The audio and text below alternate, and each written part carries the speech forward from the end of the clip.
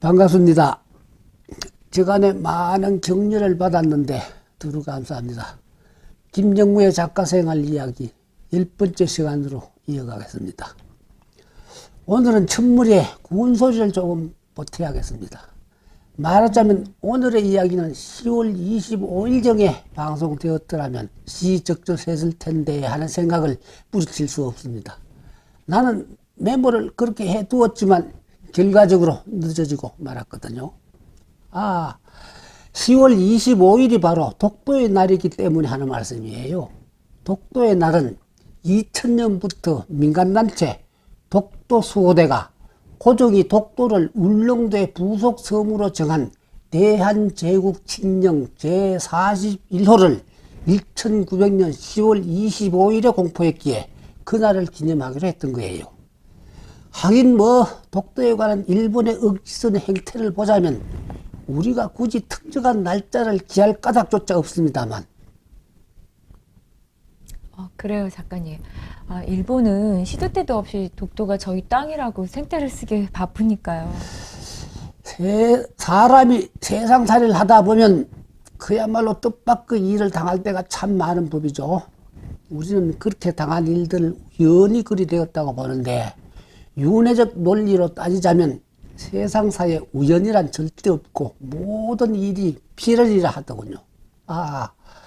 여기서 윤회적 논리를 해설할 시간적 여유가 없어 죄송합니다만, 머자라 윤회라는 개념도 우리가 함께 만나게 될 거예요. 왜냐하면 내가 200자 원고지로 3000여 매나 되는 장편 소설 윤회를 종이책으로 발간한 적이 있었거니까요. 어쨌거나 나는 독도 문제와 유별난 인연이 맺어졌기에 그 스토리를 이 시간에 한번 소개해 볼까 합니다. 독도에 관한 이 일은 어느 개인사적 문제가 아니라 우리 한민족 전체의 문제이기에 우리 함께 생각을 좀 가다듬어 보자는 의미가 되기도 할 거예요. 2008년 7월 14일 후쿠다 내각으로 대표되는 일본의 보수 우익 진영은 소위 중학교 사회과목 새 학습지도 요령 해설서에다 아주 눈치껏 일본과 한국 사이에 독도를 둘러싸고 주작의 차이가 있다는 점 등을 학생들에게 언급하며 북방의 구실열도와 마찬가지로 일본의 영토 영역에 관해 이해를 심화시키는 것이 필요하다 하는 내용을 삽입시켰습니다. 독도는 일본 땅이라는 말을 빙둘러 한 거예요. 그때 우리 한국의 문인협회는 즉각 임시 이사회를 소집했고 일본 측의 그 교활한 망동에 대해 대처 방안을 논의하려 들었습니다. 그 당시에 나는 1만여 명의 회원단체인 사단법인 한국문인협회 희곡분과 회장이었습니다. 그날 문인협회 이사회에서는 일단 대일 성명서를 발표해야겠다는 결의를 채택하게 되었습니다. 그랬는데 놀랍게도 문인협회 김영균 이사장이 꼭 집어 나한테 대일 성명서의 집필을 의뢰하고 싶다는 말을 했습니다. 그 당시 분위기 속에서는 내가 응거주춤하거나 협회장의 그러한 청탁을 거부할 수도 없었고요. 다른 한편 희한하게도 그 며칠 전에 나는 지성의 세밀한 출판사의 김기정 대표로부터 한일관계사 연구회가 1996년에 발행한 독도와 대마도란 책 한 권을 정정받아 막 읽어보려 했었고요. 그리하여 나는 일본의 독도 침탈 야욕에 대한 우리 대한민국 문인들의 성명서로서 일본은 왜 스스로 자매의 길을 선택하는가 하는 제명 아래 200자 원고지 20여 매 분량의 원고를 집필하게 되었습니다. 물론 그 원고는 문협 임원 회의의 공식적인 검토 과정을 거쳐 문협이 발행하는 월간문학에 실렸습니다. 현수연 씨가 그 일부를 좀 읽어보시겠어요? 네. 한국에게는 불행한 역사적 과거사가 되겠지만 우리보다 1세기가량 먼저 서구 문물을 받아들인 일본 제국주의는 약육 강식이란 식민지적 논리로 아시아의 이웃 나라들을 마구 침탈하고 갖가지 만행을 자행하러 들였다. 그리하여 러일 전쟁을 일으켰고 그 과정에서 강압에 의해 체결된 한일 의정서를 통해 조선에서 군사 전략상 필요한 지점을 수용할 수 있는 권리를 찬탈, 울릉도에 막루를 건설하고 저들의 해군이 독도의 군사적 효용 가치를 주목하게 되면서 1905년 1월에 독도를 일본 영토로 편입하기에 이르렀다. 물론 겁없이 2차 세계대전까지 일으켰던 일본은 히로시마, 나가사키에서 원폭의 세례를 받으면서 패전국으로 전락했다. 패전국이 되었으면 마땅히 강제로 침탈한 남의 나라 영토를 반환함과 아울러 피해 당사국에 사죄도 하고 배상함이 마땅한 역사적 순리임에도 불구하고 일본은 그 특유의 교활함으로 철면피한 자세만 견제해오기도 했다. 단적인 예를 들면 동남아 각국에서 20여만 명의 여성들을 강제로 징집해서 군인들의 성적 노예로 삼기도 했는데 그 중에서 구사일생으로 살아남은 이른바 종군 위안부들의 피눈물 어린 고발 앞에서도 그 여성들은 돈벌이를 위해 매춘을 일삼았다 하는 식을 태어남을 가장하는 저들의 얼굴이 철면피가 아닌 무슨 말로 달리 표현할 수가 있겠는가. 같은 2차 대전의 패전국인 독일의 경우 특히 유태인의 학살에 대한 역사적 사죄와 함께 배상은 물론 무한 책임까지 지고 있는 자세와 비교해보라. 동남아 각국에서 그야말로 잔인무도한 온갖 만행을 자행했던 일본이었지만 피해 당사국들에 대한 사죄와 배상은 고사하고 시시때때로 망언만을 일삼아 왔으니 필요에 의해서는 언제라도 양가죽을 뒤집어 쓰는 이리의 모습이었던 그 양면성만을 여실히 실증하고도 남음이 있었던 것이다. 일본은 독도를 강점했을 그 당시 1905년에 독도가 무인도였다는 사실을 빌미로 삼아 국제법상의 선전법을 자의적으로 주장하려 들기도 하나 그 또한 어불성성임이 불명하다. 독도는 울릉도의 부속도서로서 대한민국이 실효적으로 지배하고 있었음에라 국제법상의 영토 취득론인 선점권이란 이른바 주인이 없는 영토일 경우에만 해당되는 것이었다. 또 다른 한편 2차 세계대전 직후에 체결된 샌프란시스코 조약 제2조 2항에서 일본은 한반도 및 제주도, 울릉도, 거문도에 대한 모든 권리를 포기한다 하는 기록에서 독도에 대한 언급이 없다는 사실을 궁색한 빌미로 삼아 독도를 침탈할 수 있다는 논리적 근거로 삼기도 하는데 그러한 주장 또한 억지 논리에 불과하다. 가령 그 조약에서 언급이 안 된 우리의 가파도나 마라도 등에 대해서도 일본이 자국의 영토라는 주장을 할 수가 있단 말인가. 앞에서 나는 독도 문제와 유별난 인연이 있다는 말을 했는데 그 말은 빈말이 아니었습니다. 2013년 9월이었어요. 선배 극작가이며 극단 현대극장의 대표이고 한국연극협회 이사장을 역임한 바도 있었던 김어경 선생이 백민역사연극원을 설립하면서 나에게 협조를 요청했습니다. 백범 김구 선생이 강조한 문화가 융성한 나라를 실천하기 위한 연극원 창립을 준비하겠다는 취지였기에 나는 예 선생님 하는 대답을 하지 않을 수가 없었고 그리하여 창립 발진대회에 참가함과 아울러 이후에도 몇 차례 회의에 참석하기도 했고 사적 만남 등을 통해 선생이 원하는 짧은 원고들도 써드렸습니다. 한마디로 백민역사연극원의 설립 취지는 올바른 역사극의 요람 역할이었습니다. 그런데 제 아무리 취지나 목적이 좋고 구성원들이 그럴듯해도 맨손으로 어떤 사업을 성사시킬 수는 없는 노릇이어서 내가 어느 날 김어경 대표에게 아예 단도직입적으로 물어보았습니다. 김 선생님 다 좋은데 스폰서가 있어야 연극들을 만들 수 있지 않겠습니까? 하고 그러자 김어경 선생은 그 당시에 집권 여당 실세 모 의원과 밀락이 되어 있으니 그런 걱정은 하지 말라고 했습니다. 하지만 나는 정치하는 사람들의 말은 믿기 어려운데 하는 생각을 하면서도 어디 한번 두고 보자는 식의 마음가짐을 가졌습니다. 왜냐하면 김어경 선생은 무슨 일을 만드는 수완이 뛰어나다는 능력을 보여주신 분이었기에 공수처를 남발할 일은 없을 것 같다는 믿음 때문이었습니다. 이었고 백민역사연극원의 창립 공연 레파토리를 선정할 때를 맡기도 했고 그에 따른 작품 집필을 의뢰할 때를 맞이하게 되었습니다. 어쩌다 보니 그 과정에서 내가 또 주축인물이 되다시피 했습니다. 따라서 우리의 역사 의식을 주제로 삼아야 하기에 새로운 창작극 확보를 원칙으로 삼아야 했고, 제1차적 주제는 일제치하의 역사 재조명과 우리의 국민의식 고취가 되었습니다. 창립 공연 일정은 2014년 4월 초로 정해졌고, 3편의 작품을 연이어 공연하는데 매 작품당 10여일간의 공연을 기준으로 삼으며, 공연장은 아르코 예술극장 또는 대학로 예술센터 극장 등으로 정한다는 잠정적 결론까지 내릴 수가 있었습니다.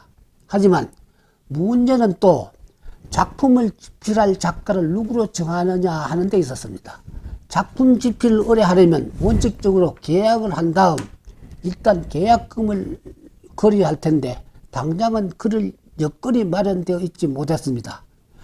생각도 못해 나는 최악의 경우 백민역사연극원의 공연 약속이 무산된다 할지라도 그러한 상황들을 10분 이해함과 동시에 그 작품들을 다른 단체에서라도 공연할 수 있을 만한 정력의 극작가를 초치하기로 작정을 했습니다. 그리하여 후배 극작가인 최송림과 김태수에 이어 이 사람 김용으로 선정할 수밖에 없었습니다. 지금 나의 기억에 의하자면 최송림은 종군 위안부 훈할머니의 생애를 다루기로 했고, 김태수는 을진늑약과 관련된 무슨 사건을 다루기로 했습니다. 그리고 나는 김어경 선생의 적극적인 추천에 의한 독도 수비대를 극화하기로 했습니다. 그때 김어경 선생은 방송극작가 김교식 선생에게 전화를 걸어 그분의 원작 소설 독도 수비대에 대한 각색 승인권을 확보했다는 말까지 나한테 일러주었습니다. 아, 나는 또 북한에서 제작한 독도라는 영화까지 모니터링해 보았습니다. 현수연 씨가 그때 내가 작성한 독도 수비대의 각색 의도를 한번 읽어봐 주시겠어요? 그럴게요. 실화극적 양식을 고수하며 이 작품의 원작은 김교식 선생이 집필한 실화소설 독도 수비대이다. 부연하자면 이 작품의 내용은 동양방송의 다큐멘터리 프로그램 광복 20년에서 라디오 드라마 형식으로 방송되기도 했는데 1971년 7, 8월 2개월 동안이었다. 위의 원작을 희곡으로 각색함에 있어 나는 무엇보다 원작에 충실하겠다는 생각에 따르기로 했다. 다시 말하면 작품의 구성에 있어 갈등, 긴장, 대치 등을 위해 새로운 국적 국면의 설정을 시도하려 들지 않고 주제의식의 부각을 위한 장치도 새로이 마련하려 들지 않기로 했다. 적어도 이 작품의 경우라면 원작이 제시하는 사실들을 객관적인 입장에서 담담하게 서술하는 형식이 가장 적절할 것으로 판단되기 때문이었다. 이른바 과유불급의 우를 범하지 않기 위해서였다.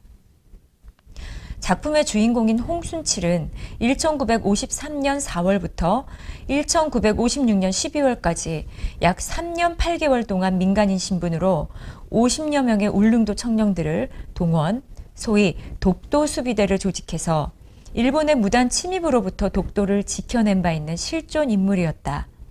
그 당시 독도는 정부의 행정력이 거의 미치지 못했고 대부분 국민들의 무관심 속에 방치되다시피 했던 우리 국토의 일부였다. 자료에 의하자면 국회의원 진상조사단의 독도 상륙 거부 등에 대한 말썽으로 인해 홍순칠은 1956년 9월 국회 청문회의 증인으로 불려나온 적도 있었고 1966년 4월에는 독도 수호의 공로를 인정받아 정부로부터 공로 훈장을 수여받은 인물이 되기도 했다. 거듭하는 말이지만 각색 작업을 진행하면서 내가 원작에 충실하고 나의 주관적 의도 따위를 가능한 한 개입하려 들지 않았던 까닭은 자기적 의도를 멀리하고 객관적인 역사적 사실만을 곧이곧대로 묘사해야겠다는 생각 때문이었습니다. 현수연 씨가 이왕이면 희곡 독도 수비대 줄거리도 한번 읽어봐봐요. 네. 독도 지킴이 홍순칠의 고군분투. 자막에 의해 1956년이 밝혀지고 국회 청문회장에서 국회의원들의 질의에 항변하는 홍순칠이 장면 전환 수법에 의해 부산에 떨어진다. 이윽고 그는 문방구에 들어가 징집영장 등의 사문서를 위조하기에 이른다. 1953년 3월 1일 울릉도의 도동국민학교 운동장으로 뜻밖의 영장을 받은 젊은이들이 몰려온다.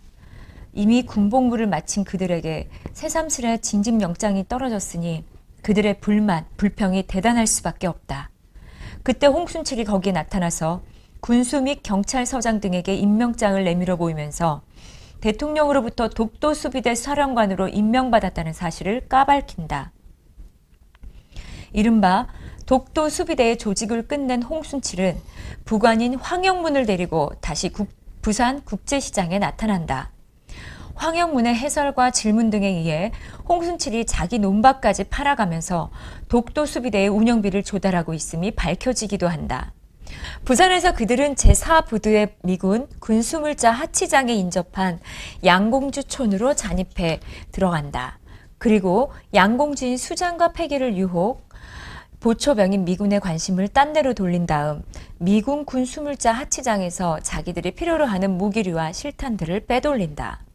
1953년 3월 26일에 독도의 동쪽 섬에 상륙한 독도 수비대는 산신령님, 해신령님, 그리고 모든 잡신들이여 우리를 보살펴 주소서 하고 독도 수호신들에게 신고식을 치른다. 1953년 7월 23일에 독도 수비대가 일본 측 군함인 P9정과 접전을 벌인다. 그러나 저들의 군함이 철선이어서 소총과 기관총으로 제압할 수 없음을 깨닫는다. 다시 대구로 달려간 홍순칠은 이전부터 잘 알고 지낸 룸살롱의 마담 유연화의 소개로 경상북도 경찰청장인 김종원을 만나게 되고 그로부터 박격포 일문을 얻어내기도 한다. 1953년 8월 15일 독도 수비대는 평화선을 침범한 일본의 시마네갱 인기도 수산 고교생들의 실습선 다이센 마루호를 납포함과 동시에 승선 인원 전부를 강제 하선시킨다. 그리고 그들에게 홍순칠은 독도가 한국 땅임을 각인시키려 애쓴다. 그랬는데 그 다이센 마루호 사건은 한일 간의 외교적 사건으로 비화되어 버린다.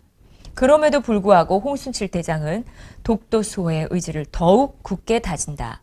이를테면 서쪽 섬에다 새로운 막사를 건립하기도 하고 김종원 경북 경찰국장의 비호 아래 3명의 무선사 파견이란 행정적 지원까지 받아낸다. 호사다마라 했던가 1954년 10월 22일에는 김종원 경찰국장이 경북 부인회가 조직한 위문단을 이끌고 느닷없이 독도를 찾아오는데 그날따라 심한 태풍이 엄습한다. 그리하여 무선산 하악도가 김정원의 카메라를 들고 절벽을 내려오다가 추락사를 당하는 참극을 빚기도 한다. 다른 한편 독도가 무인도일 수밖에 없는 까닭이 밝혀지기도 하는데 독도에는 식수가 없다는 사실이 현실적 위기로 드러나기도 하는 것이다. 물론 홍순칠의 집념에 의해 샘이 발견되기도 한다. 그러던 중 P9정이 선두가 되어 있는 일본 제8해상보안청 소속 순시선 6척과 독도 수비대의 접전이 벌어진다. 그때 독도 수비대는 박격포로 P9정을 명중시켜 저들을 물리치는데 일본으로 돌아간 저들은 그날 16명의 사상자가 발생했다는 등의 보도를 일삼으면서 한국 정부를 향해 외교적 분쟁을 일삼으려 든다. 결국 독도 사건의 불똥이 중앙청으로 뛰어들게 된 셈이다. 한국 정부에서는 독도에 군과 경찰 등을 파견한 적이 없었기에 모르는 일이라고만 한다. 그 결과 독도에는 해적단이 존재한다는 뉴스가 방송되기도 한다. 그 무렵에 김정원 경북 경찰국장이 치안국장으로 승진하면서 이승만 대통령이 독도 수비대의 존재를 대충 파악하기에 이른다. 그러나 대통령의 입장에서도 독도 수비대에 대해서 명확한 태도를 취할 수가 없게 된다. 결국 독도 문제의 해결은 김정원 치안국장이 떠안게 되면서 궁여지책이듯 독도 수비대원들을 경찰관으로 전환시키려 들지만 뜻대로 되지 않는다. 이윽고 국회의원들이 소위 독도 사건 진상조사단을 결성, 독도를 방문하기로 했는데 홍순칠은 그들의 상륙을 차단해버린다. 그 결과 홍순칠은 국회 청문회의 증인이 되기도 하고 구치소에 수감되기도 한다. 대통령이 특별 배려로 수감 28일 만에 풀려난 홍순칠이 독도에 다시 나타난다.